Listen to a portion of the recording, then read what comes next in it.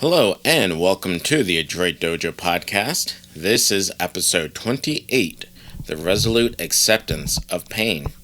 I am your host, Earl.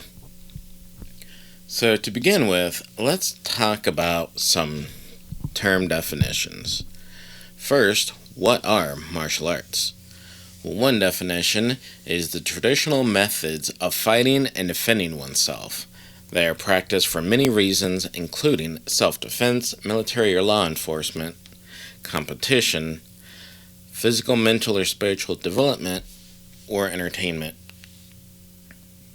Another definition is the codified systems and traditions of combat. They encompass physical, mental, and spiritual disciplines that help practitioners develop strength and skill. Finally, a definition I use is it is an adaptable methodology to physically inflict mobility, pain, damage, or even death on an opponent while preventing that person from inflicting the same upon you. So naturally, when we're training a system to physically impose our will on another, we can receive pain, or worse, injuries, or even death. This is something that too many martial artists wish to ignore or simply don't even realize. Martial arts hurts. It really can fucking hurt. Are you really a martial artist or a warrior if you fear, avoid, or even run away from pain? But what is pain? Let's define that. One definition is a localized or generalized unpleasant bodily sensation or a complex set of sensations that causes mild to severe physical discomfort, possibly caused by an injury. Another definition is an injury is 1. Hurt, damage, or loss sustained, or 2. An act that damages or hurts. Unfortunately, these definitions are a bit vague, so let me use what I'm going to be referring to as pain. And here's my definition. It's the loss of bodily function due to sustained damage, such that actions must be taken to prevent a worsening condition and to facilitate or expedite healing. So for me, bruising is not an injury. Difficulty breathing due to a suboptimal position is not an injury. The pain from someone kicking or punching you is not an injury. But them breaking a bone, a ligament, or the like is definitely an injury. Chronic pain is from an injury, but may itself be considered an injury. And then sometimes not. It depends what caused it and really what's going on. So why is overcoming the fear of pain important? The entirety of activities of martial arts revolves around giving and receiving pain. Though training maintains the goal of injury prevention, there is still pain, discomfort. So how can you properly train in the art of pain giving if you avoid or fear it?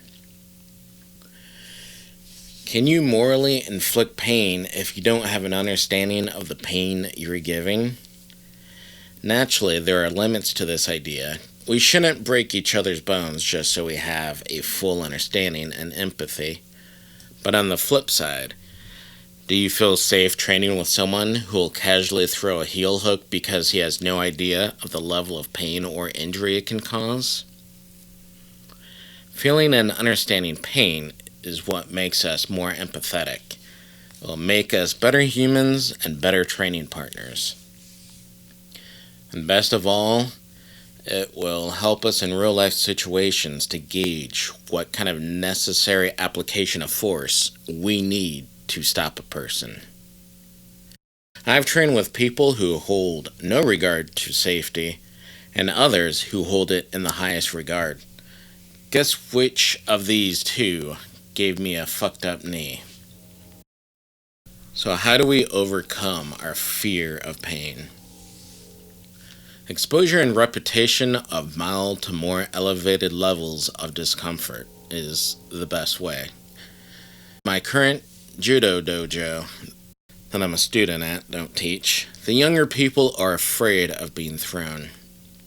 And I wondered why my previous dojo, it was like breathing air, but here they're so fearful of it. And I think it comes down to the fact that they're not comfortable with being uncomfortable. And that's due to a lack of exposure. My previous dojo, we were all active service members. We spent every day for months being uncomfortable. In the dojo, we were thrown a whole lot more than the current dojo. It's all about exposure and being acclimatized to the discomfort. Below, I have 2 links to help with mental aspects of approaching and acclimatizing yourself to discomfort. Physically, how you do it is embracing the physical discomfort through specific training. So here are 4 tools that can help. First one is tumbling or break falling. Second one, heavy bag or slash makiwara. Third is iron body training. And fourth is medium to hard contact sparring. So going back to number 1, tumbling or break falling. This is something you can do every day at home, and you can do it before or after class. Get so used to falling that you can do it without thinking about it. And you want to especially be doing this if you're in a grappling art. If you have to think about how to break fall, you really got to practice it more. Once you're there, start doing it from suboptimal positions. If you have a hard time with that mentally, maybe use a ab/Swiss ball. So you can sit or kneel on it in such a way that you'll lose balance and you'll fall. So going on to number 2, the heavy bag and makiwara. So with this, you don't want to use any personal protection such as shin guards or gloves. You don't have to hit hard. Just hit at a casual and consistent manner. Use all the various strikes of your art and try to go 25 strikes without flinching. Strike lighter if you need to. You're teaching your nervous system and it'll take some time, so don't rush it. So if you're bleeding all over the place, you're doing it too hard. Or you're just using really poor technique. Moving on to number 3, the iron body training. And going back to training the nervous system, that's the goal with this, so you do not need to get hard. And in the beginning, soft taps is probably enough. The goal is to get your body/nervous system used to receiving the impact signals to the various parts of your body. And eventually the nervous system will get used to it and send weaker and weaker signals. So you never need to receive full powered blows as part of your training. That will just lead to injury. And it won't help you take shots, it'll just hurt your organs. So if you're left with painful bruising, you've gone too hard. Mild discomfort when you touch an area might be expected, but if it gets worse, definitely stop until symptoms completely clear. And then once you start up again, go lighter than you were before. After all, you do not need soft tissue, organ, or nerve damage from this. It's simply a tool for you to be acclimatized to the impacts of getting hit and hitting. And speaking of getting hit, medium to hard sparring. Don't go too hard too often, but it'll definitely get you mentally and physically used to taking all those once scary blows. Additionally, stop being scared of taking shots to specific areas such as the head or testicles. Pain isn't an injury, and pain does not matter. I really want to emphasize that part. Pain is not an injury, so it doesn't matter. Push through it and be a fucking martial artist and warrior. On the flip side, do not wait to tap. Grappling And waiting to tap from a sub isn't how you get comfortable with pain, it's how you get injured. I have a luckily very mild injury to my elbow because one time I just slightly held off too long on tapping. Did it make me tougher? No, not at all. Now it's just an annoying mild injury. Now the final subject on the matter is the fear of hurting or injuring others. It's paradoxical that beginners both have the least and most chance of accidentally causing injury. The least because they don't know how to produce power in their strikes or how to use submissions. But on the flip side, maybe they learned a sub or two online and now they want to do it but don't know control or the subtleties of it. Perhaps during striking, they're flailing about and somehow get a good hit, which is especially possible on a student who doesn't know how to deal with wild haymakers like that. So you, as a fellow student, should always take the utmost care not to injure your partners. As for causing pain, while it's inherent to the activity we're doing, considerations should be taken. How comfortable with pain is the person you're sparring with? This isn't a conversation people have, and how would we even ask or answer it? It's too relative, and there's a lot of variables.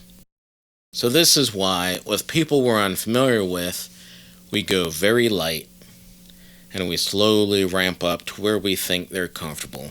So they're not flinching, they're not shrinking back, they're staying engaged. Things may escalate or de-escalate naturally, so long as we keep our ego and emotions in check and take care to keep ourselves and our partners free from injury, we're doing okay. So even if someone was mentally pushed too far, they should be able to recover with enough time, space, or consolation. There's going to be exceptions, of course, such as abuse victims, but we're not talking about the exceptions, we're talking about the norm. So as a newbie, especially if you're a woman, don't worry about hurting your instructor.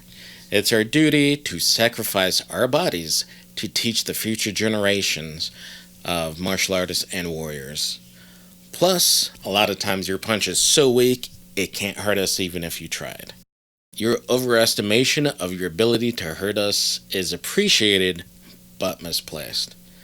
So if we ask for more power from you, don't worry about hurting us, just give it your all. So what are your stories of overcoming the fear of pain? Let us know below. And as always, I am Earl, and this is the Adroit Dojo Podcast.